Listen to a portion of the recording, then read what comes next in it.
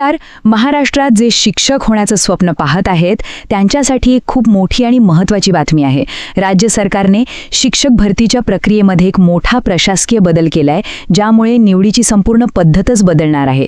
चला तर मग हा नेमका बदल काय आहे आणि याचा अर्थ काय ते सविस्तरपणे समजूया. तर मग शिक्षक होऊ इच्छिणाऱ्या प्रत्येकाच्या मनात पहिला प्रश्न हाच येणार की आता ह्या भरतीची सूत्र नक्की कोणाच्या हातात आहेत आणि या बदलाचा आपल्या तयारीवर काय परिणाम होऊ शकतो. हो, हे अगदी खरं आहे. राज्य सरकारने शिक्षक भरतीमध्ये एक खूप मोठा आणि महत्त्वाचा निर्णय घेतलाय. आतापर्यंत पवित्र पोर्टलद्वारे जी भरती व्हायची ती आता एका नवीन स्वतंत्र प्राधिकरणाकडे सोपवण्यात आली आहे. 30 डिसेंबरला एक शासन निर्णय आला आणि त्यानुसार पवित्र पोर्टलद्वारे शिक्षक भरती करण्याची सगळीच्या सगळी जबाबदारी आता अधिकृतपणे ट्रान्स्फर करण्यात आली आहे. हा एक खूप मोठा धोरणात्मक निर्णय आहे, ज्याचा शिक्षण क्षेत्रावर दूरगामी परिणाम होणार आहेत. पण थांबा, इतका मोठा बदल करण्याची गरजच का पडली? म्हणजे जुन्या पद्धतीत नेमकं काय चुकत होतं किंवा कोणत्या अडचणी होत्या ज्यामुळे सरकारला हा निर्णय घ्यावा लागला? चला यामागची कारणं जरा शोधूया. 2017 पासून शिक्षण आयुक्त कार्यालयावर या कामाचा प्रचंड लोड होता. विचार करा, उमेदवारांचं सेल्फ सर्टिफिकेशन मॅनेज करणं, मग जाहिराती प्रोसेस करणं, प्रत्येक कॅटेगरीचा कट ऑफ ठरवणं, उमेदवारांचे पसंतीक्रम घेणं आणि शेवटी शिफारस पत्र देणं. ही एक खूपच किचकट आणि वेळखाऊ प्रक्रिया होती, नाही का? आणि हा फक्त कामाचा ताण नव्हता. शासन निर्णयातच स्पष्टपणे असं म्हटलंय की या भरतीच्या कामामुळे शिक्षण विभागाची दुसरी महत्त्वाची धोरणात्मक कामं अक्षरशः मागे पडत होती. त्यामुळे हा बदल करणं खूप गरजेचं झालं होतं. मग या समस्येवर उपाय काय? तर सरकारने ही जबाबदारी आता एका अशा संस्थेकडे दिली आहे जी आता यापुढे शिक्षक भरती प्रक्रियेचा केंद्रबिंदू असणार आहे. तर हा आहे तो सगळ्यात महत्त्वाचा बदल. जे काम आधी शिक्षण आयुक्त कार्यालय बघत होतं ते आता सोपवलंय महाराष्ट्र राज्य परीक्षा परिषदेकडे. हाच आहे या संपूर्ण निर्णयाचा गाभा. आता महाराष्ट्र राज्य परीक्षा परिषद हे नाव काय आपल्यासाठी नवीन नाही आहे, बरोबर? ही एक स्वायत्त संस्था आहे आणि त्यांना मोठमोठ्या परीक्षा घेण्याचा जबरदस्त अनुभव आहे.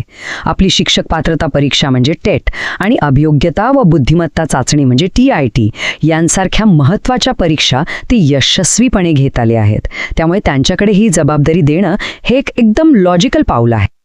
बरं, आता ही सगळी नवीन प्रक्रिया व्यवस्थित चालावी यावर कुणाचं तरी लक्ष हवं नाही का? त्यासाठीच एका उच्चस्तरीय सुकाणू समितीची स्थापना करण्यात आली आहे. चला बघूया या समितीत कोण कोण आहे. तर या नवीन सुकाणू समितीमध्ये शिक्षण क्षेत्रातले सगळे मोठे अधिकारी आहेत. शिक्षण आयुक्त या समितीचे अध्यक्ष असतील, तर परीक्षा परिषदेचे अध्यक्ष, SCRTचे संचालक आणि आपले प्राथमिक व माध्यमिक शिक्षण संचालक हे सदस्य म्हणून काम पाहणार आहेत. या समितीचं मुख्य काम काय असेल तर परीक्षा परिषदेला मार्गदर्शन करायचं आणि भरतीबद्दलचे सगळे महत्त्वाचे धोरणात्मक निर्णय घ्यायचे. यामुळे काय होईल तर संपूर्ण प्रोसेसमध्ये एकसारखेपणा येईल आणि ती अधिक पारदर्शक होईल अशी अपेक्षा आहे. चला आता येऊया सगळ्यात महत्त्वाच्या प्रश्नाकडे. या सगळ्या प्रशासकीय बदलाचा पुढच्या शिक्षक भरतीवर नक्की काय परिणाम होणार आहे?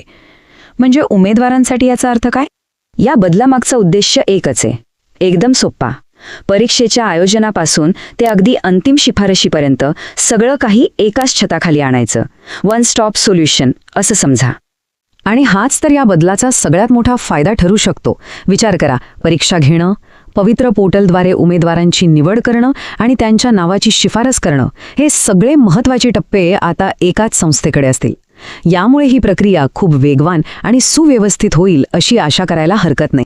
उमेदवारांनी ही गोष्ट लक्षात ठेवणं खूप गरजेचं आहे. ही जी नवीन सिस्टीम आहे ती 2025 मध्ये होणारी शिक्षक अभियोग्यता व बुद्धिमत्ता चाचणी नंतर म्हणजे टायट नंतर होणाऱ्या भरतीपासून लागू होणार आहे. याचा अर्थ पुढच्या मोठ्या भरतीचं संपूर्ण नियोजन याच नव्या प्रणालीनुसार केलं जाणार आहे. पण शेवटी सगळ्यात मोठा प्रश्न तोच उरतो की फक्त प्रशासकीय जबाबदारी बदलल्याने शिक्षक भरतीची प्रक्रिया खरंच अधिक वेगवान, कार्यक्षम आणि पारदर्शक होईल का? या सुधारणेचं यश हे तिच्या प्रभावी अंमलबजावणीवरच अवलंबून असणार आहे आणि ह्याचं उत्तर तर आपल्याला येणारा काळच देईल.